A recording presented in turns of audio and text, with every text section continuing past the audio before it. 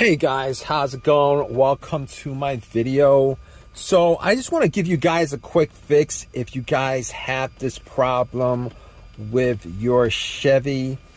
So basically, if you guys change your key fob, if you guys got your key fob wet, you guys change your key fob, and when you guys try to turn it on, you get nothing but lights on the dash. Everything else works, but it won't crank. Happens this way if you changed out your battery and put a new battery in, and this happens where the theft lock comes on and you guys can't start your car. Here's what you guys can do.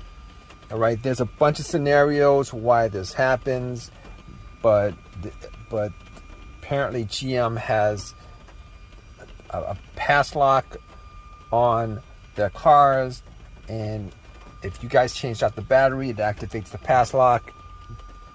You guys, for the most part, when you guys try to turn on, you get all the lights on your dash, and it will not crank. So basically, if you guys are in this situation, there's a quick fix.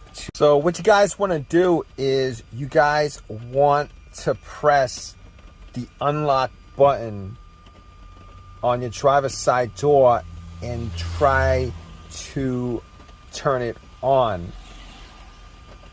And if the situation is a cause of the anti-theft system needing to be reset, then you guys could actually try that, and hopefully that will get you guys back on the road.